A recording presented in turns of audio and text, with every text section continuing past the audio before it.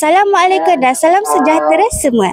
Hari ini, Lunas TV membawakan satu liputan khas yang menarik daripada Astaka Padang SMK Lubuk Cina.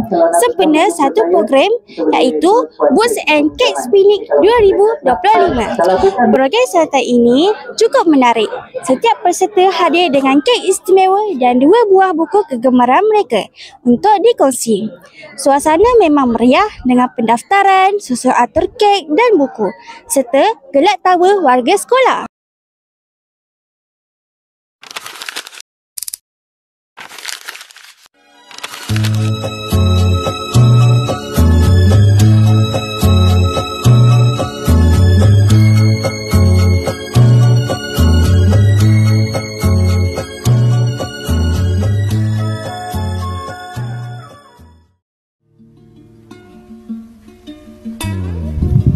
Majlis dirasmikan oleh Pengetua Encik Ahmad Ghazali bin Aryan.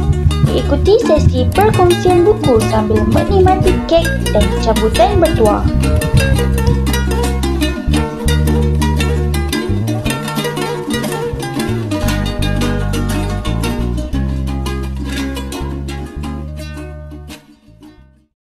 Sekarang kita bersama dengan salah seorang peserta Boots and Cakes Picnic 2025. Boleh anda kongsikan sedikit pengalaman anda pada hari ini?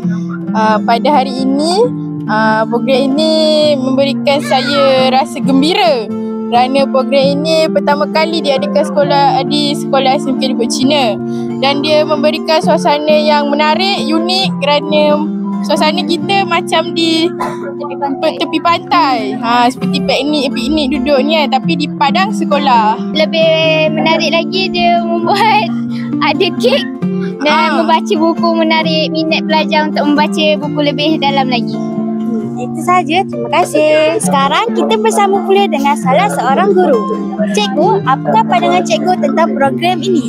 Okey, bagi saya program ni sangat menyeronokkan. Okey, first dia menggalakkan pelajar untuk membaca tapi dalam keadaan santai. Jadi pelajaran tu bukan hanya terletak di dalam kelas kan, hanya duduk di atas kerusi, tetapi pembelajaran sebenarnya menyeronokkan. Especially kalau awak membaca dalam setting yang macam ni lah, membaca sambil makan.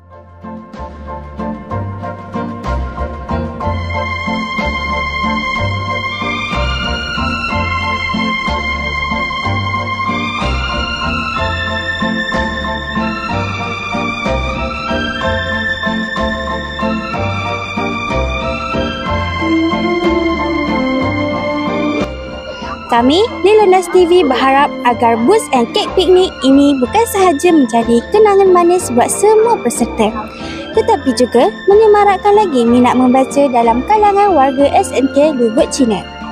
Semoga program seumpama ini diteruskan dan memberi inspirasi kepada generasi akan datang.